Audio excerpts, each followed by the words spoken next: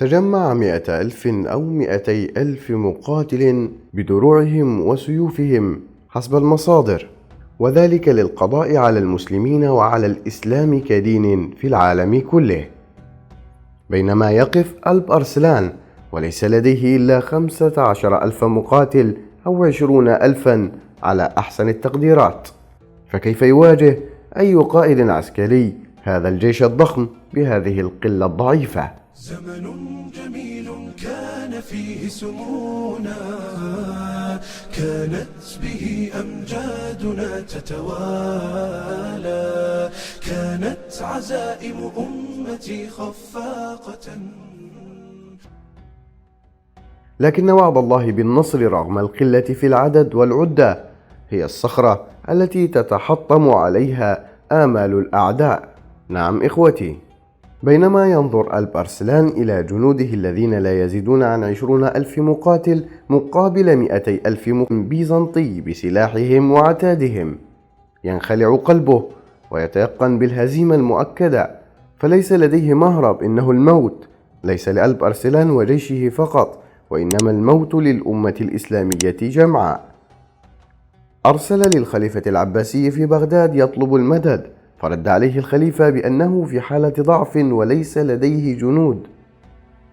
لجأ القائد المؤمن ألب أرسلان لاستشارة الشيخ أبو نصر محمد بن عبد الملك البخاري الذي لازمه في المعركة قائلا: يا شيخ، الأعداء كثر والعدد قليل والعدة لا تكفي والهزيمة مؤكدة.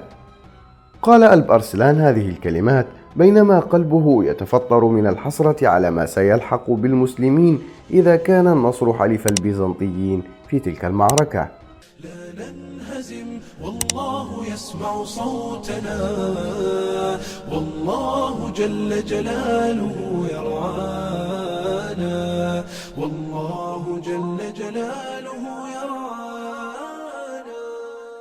نظر إليه أبو نصر وقال له: يا إمام، إنك تقاتل عن دين وعد الله بنصره، ولعل الله أن يكون قد كتب هذا الفتح باسمك وعلى يديك.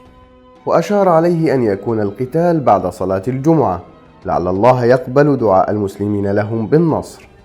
سنأتي ببأس لأهل الخلاء، ونشفي الصدور بوأد الضلال، ونشفي الصدور بوأد الضلال. سنرجع عدلا مضى وانقضى، ونعلو سجودا لرب الجلال. أرسل ألب أرسلان إلى الخليفة العباسي يطلب الدعاء للجيش الإسلامي في صلاة الجمعة. ثم خرج ألب أرسلان من خيمته بعد أن خلع ثياب السلطنة وارتدى الكفن الأبيض وحنط جسده بحنوط الموتى، وخطب في الجنود قائلا: أنا اليوم لست أميركم ولا سلطانكم، فمن أراد أن يرجع إلى أهله فليرجع، فأنا أحتسب عند الله نفسي، فإن نلت الشهادة ففي حواصل الطير الخضر من حواصل النسور الغبر رمسي، وإن نصرت فما أسعدني وأنا أمسي ويومي خير من أمسي. عن البطل العظيم ألب أرسلان وعن معركة ملاذ كرد الخالدة نتحدث يا سادة، والتي أطلق عليها اليرموك الثانية لما فيها من بطولات، والتي جاءت الحملات الصليبية لبلاد المسلمين بعدها كرد عليها. نحن لن نستسلم، ننتصر أو نموت. نحن لن نستسلم، ننتصر أو نموت. نحن لن نستسلم، ننتصر أو نموت. نحن لن نستسلم، ننتصر أو نموت.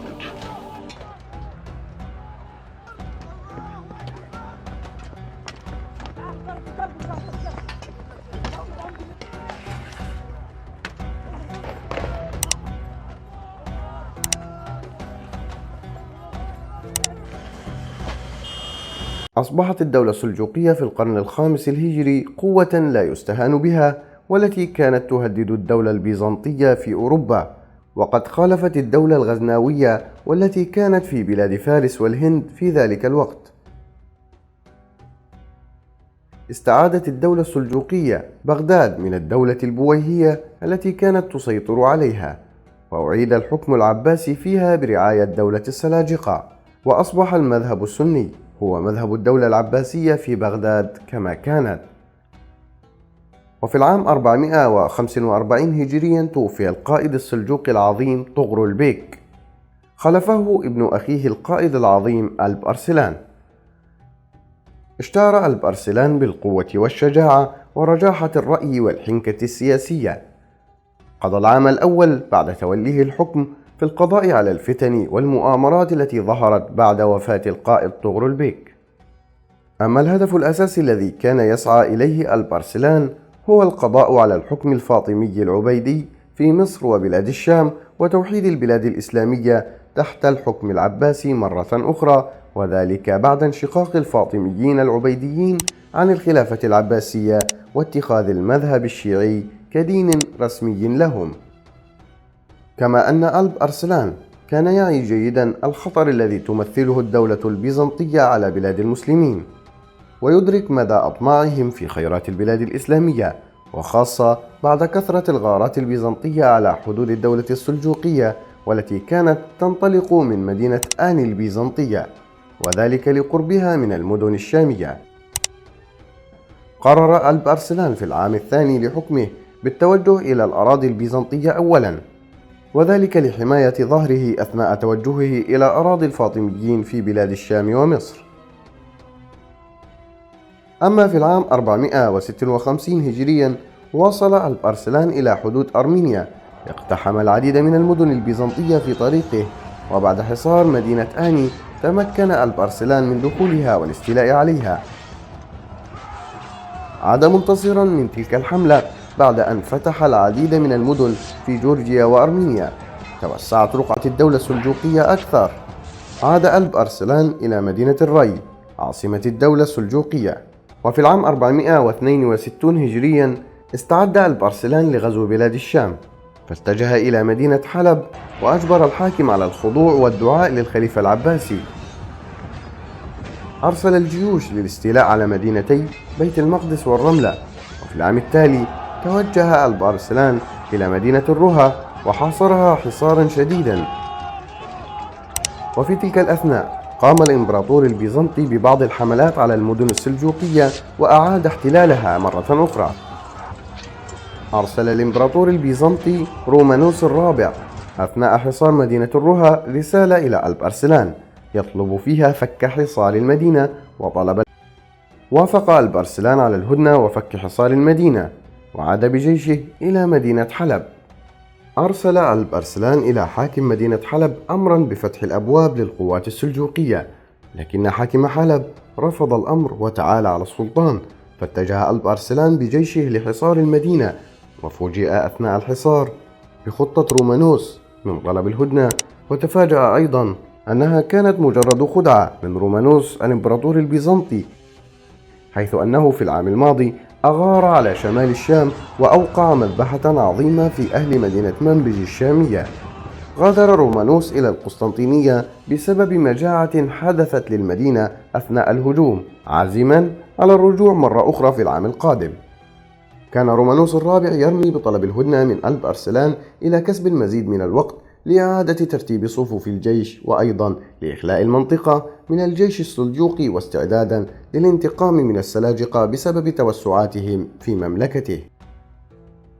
أربكت المفاجأة ألب أرسلان، فلم يكن لديه أي استخبارات أو معلومات عما يعده رومانوس، ولم يكن على استعداد للمواجهة في ذلك الوقت. لكن القائد المحنك أدرك أن المواجهة حتمية مع الجيش البيزنطي، فأرسل جزءا من القوات لمواصلة فتح بلاد الشام، واتجه بما تبقى من القوات إلى أذربيجان لجمع ما يستطيع من الجند والعتاد. كان رومانوس صادقا في عزمه للقضاء على السلاجقة هذه المرة، فجمع الجند من جميع الأعراق التي تخضع لحكم البيزنطيين من الروم والأرمن والكرج والفرنجة والعديد من الأعراق والأجناس الأخرى. تضاربت المصادر في تحديد عدد الجنود البيزنطيين في تلك المعركة، فتشير بعض المصادر إلى أنهم 300,000 مقاتل، وتشير مصادر أخرى إلى 200,000 مقاتل، وأخرى تشير أن الجيش البيزنطي كان قوامه 100,000 مقاتل. وعلى أقل التقديرات وعلى اعتبار أنهم 100,000 مقاتل، كان هذا الجيش من أعظم الجيوش التي جمعتها الإمبراطورية البيزنطية على مدار حكمها، وهو مصيبة كبرى لأي جيش يمكن أن يواجهه في الميدان. وعلى الجانب الآخر، نجح ألب أرسلان في الوصول إلى أذربيجان أثناء تقدم الجيش البيزنطي من القسطنطينية، وقد تحرك أرسلان بأقصى سرعة من حلب استعدادا للمعركة في سعيه لضم الجنود إلى الجيش، ولكن لم يستطع ألب أرسلان أن يجمع أكثر من 20 إلى 25 ألف مقاتل حسب أفضل التقديرات، وما زالت الهوة شاسعة بين أعداد الجيش البيزنطي وأعداد الجيش الإسلامي. وصلت القوات البيزنطية إلى منطقة ملاذ كرد، واستطاعت القوات البيزنطية السيطرة على القلعة. أرسل رومانوس كتيبة تبلغ حوالي 20 ألف جندي للاستقرار غرب بحيرة الفان لملاقاة الجيش الإسلامي العائد من الشام. كانت هذه القوة توازي جيش المسلمين بالكامل، ولم يكن ألب أرسلان يدرك مدى ضخامة الجيش البيزنطي، وتفاجأ من هول الصدمة. فكر أرسلان في طلب الهدنة من الإمبراطور البيزنطي أملا في جمع عدد أكبر من الجنود، وكان أرسلان يعلم أن الإمبراطور رومانوس لن يقبل الهدنة إلا إذا كان أرسلان في موضع قوة. فكر أرسلان في الهجوم على القوة البيزنطية المتمركزة غرب بحيرة الفان، والتي توازي أعداد المسلمين، وبعدها يمكنه طلب الهدنة من موطن قوة. وقد استغل أرسلان خفة جيشه وسرعة حركته، وأيضا لم يكن لدى البيزنطيين علم بتواجد قوات إسلامية في منطقة أذربيجان في ذلك الوقت، فكانوا يظنون أن الجيوش مستقرة في منطقة الشام وستتلاقى الجيوش في تلك المنطقة. ساعدت الوديان ألب أرسلان في إخفاء تحركات الجيش، وبالفعل هجم على القوات المتمركزة غرب البحيرة، وكان لعنصر المفاجأة دور كبير في إرباك القوات البيزنطية المتمركزة غرب البحيرة، فلم يتوقعوا هجوم المسلمين من هذه الناحية. اضطربت صفوف البيزنطيين وأبق الجيش الإسلامي عليهم من الخلف، فما كان من البيزنطيين إلا أن انسحبوا وهربوا متجهين إلى القسطنطينية من شدة الفزع. بعدها أرسل ألب أرسلان رسالة إلى الإمبراطور البيزنطي رومانوس يطلب فيها الهدنة، لكن ما كان من رومانوس إلا أن سخر من محتوى الرسالة بمجرد أن نظر إليها. وأخبر رسول ألب أرسلان أن الهدنة ستكون في مدينة الري عاصمة السلاجقة، في إشارة إلى رفض الهدنة وتصميمه على القضاء على السلاجقة ودولتهم وغزو بلاد الإسلام واحتلال عاصمتها. هنا ارتبك القائد المسلم ولاحت الهزيمة أمام ناظريه بعدما أدرك قوة العدو وعزمه وتصميمه على القضاء على بلاد المسلمين. لكن لله رجال وما يعلم جنود ربك إلا هو. شعر أبو نصر محمد بن عبد الملك البخاري بما يدور في صدر القائد من الحزن والخوف، وكان لكلماته وقع الثلج على النار المستعرة. قال له: يا إمام، إنك تقاتل عن دين وعد الله بنصره، وأشار أن يكون القتال بعد صلاة الجمعة بينما يدعو المسلمين في المساجد بالنصر. عادت عزيمة أرسلان إلى موقعها، وشدت هذه الكلمات من عضده، وأرسل ألب أرسلان إلى الخليفة العباسي يبلغه بموعد المعركة ويطلب الدعاء له على المنابر. استقرت الجيوش البيزنطية بأرض المعركة، وكانت أعدادهم مفزعة للجيوش الإسلامية المتواضعة. استعد أرسلان للمعركة، فخلع عمامته السلطانية، خلع أيضا جلبابه ولبس الكفن بعد أن دهن جسمه بحنوط الموتى، ووقف بين الجنود يقول: إن دونكم أعراضكم، إن دونكم أموالكم وأولادكم، دونكم المساجد، دونكم مكة والمدينة، وإنما أنا أحتسب عند الله نفسي. أنا اليوم لست أميركم ولا سلطانكم، فمن أراد أن يرجع فليرجع، فإن نلت الشهادة ففي حواصل الطير الخضر من حواصل النسور الغبر رمسي، وإن نصرت فما أسعدني، وأنا أمسي ويومي خير من أمسي. وربط يده في ذيل فرسه في إشارة لعزمه على الاستشهاد في أرض المعركة. نحن لن نستسلم، ننتصر أو نموت. ففعل الجنود مثله. بكى أرسلان وبكى الجنود، وخر ألب أرسلان ساجدا وهو يبكي ويدعو الله بالنصر ويقول: من أنا حتى تنصرني؟ اللهم انصر دينك. والمسلمون يبكون من خلفه ويؤمنون على دعائه. بدأ الجيشان بالاستعداد للقتال، وكانت استعدادات الجيش البيزنطي كالتالي: قسم الإمبراطور قواته إلى 4 مجموعات، فالميمنة على رأسها القائد ثيودور، وقاد الميسرة القائد برينياس، وتولى الإمبراطور رومانوس قيادة قلب الجيش بنفسه. أما الفرقة الرابعة كانت خلف ال3 مجموعات تحت قيادة أندرونيكاس دوكاس، وذلك بهدف أن تؤمن المجموعة الرابعة ظهر الجيش في حال تراجعهم إلى الخلف أثناء المعركة.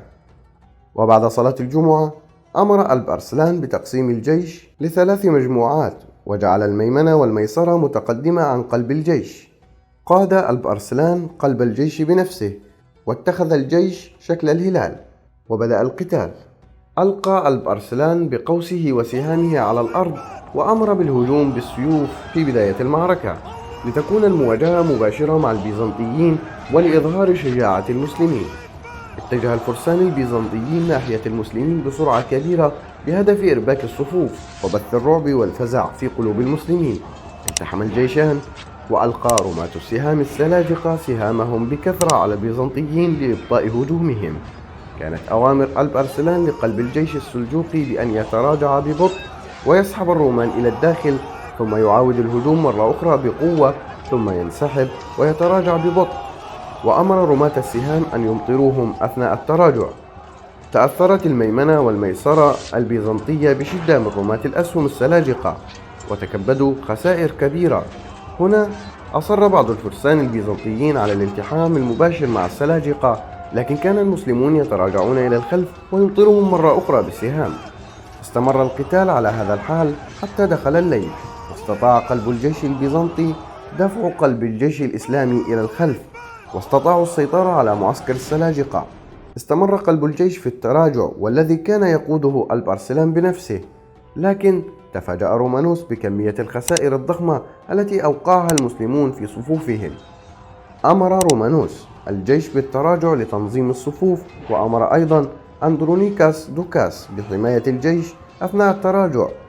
وتحدث المفاجأة: يرفض أندرونيكاس الأمر ويأمر الجنود بالانسحاب من ميدان القتال. وأيضا لم تفهم الميمنة بقيادة ثيودور أمر القائد بالتراجع والانسحاب. ارتبكت الصفوف واختلط ترابط أركان الجيش البيزنطي. عمت الفوضى صفوف البيزنطيين أثناء التراجع. كان ألب أرسلان يراقب وينتظر اللحظة المناسبة، وكانت تلك اللحظة. أمر أرسلان بالهجوم الفوري على أطراف الجيش البيزنطي، فهجم الفرسان المسلمون بكل ضراوة. نجح الفرسان المسلمون في تطويق ميمنة الجيش البيزنطي والقضاء عليها بالكامل. قاومت الميسرة البيزنطية، لكن هرب عدد كبير من فرسانها، ولم يكن قلب الجيش بقيادة رومانوس بحال أفضل، فكان يعاني من الضغط الشديد من قبل قلب الجيش الإسلامي. هنا كانت الفرصة سانحة للميمنة والميسرة الإسلامية لتطويق قلب الجيش البيزنطي. هجم الفرسان بكل ضراوة وأحاطوا بالبيزنطيين من كل جانب، وبدأوا بذبح البيزنطيين واحدا تلو الآخر. وكانت مقتلة عظيمة في جند الروم لم ولن ينساها التاريخ.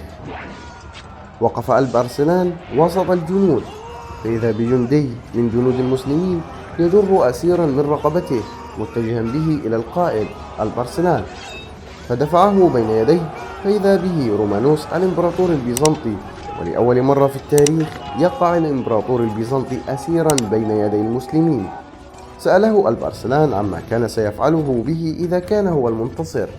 قال رومانوس: أصدقك، كنت إما قاتلك وإما أطوف بك في البلاد إذلالا لك، أو الأخيرة، وإني لا أظن أني كنت أفعلها، وهي أن تفتدي نفسك بالمال. قال له ألب أرسلان: قم، وأطعمه وأحسن إليه، وقال: سأعفو عنك مقابل الفدية. وكانت الفدية 1,500,000 دينار ذهبي و350,000 دينار سنويا تدفع كجزية للدولة السلجوقية سنويا. وفك جميع الأسرى المسلمين على مدار السنوات الماضية. مع التخلي عن الكثير من المدن كملاذ كرد والرها وأنطيوخ، وأن تكون بينهم هدنة لمدة 50 عام وتزويج ابن البرسلان من ابنة رومانوس. لكن لما عاد رومانوس إلى القسطنطينية وجد أن عائلة دوكاس قد أزالت اسمه من سجلات الحكم، فخاض ضدهم 3 معارك انتهت جميعا بهزيمته، ومات بعدها متأثرا بجراحه. شكرا لكم.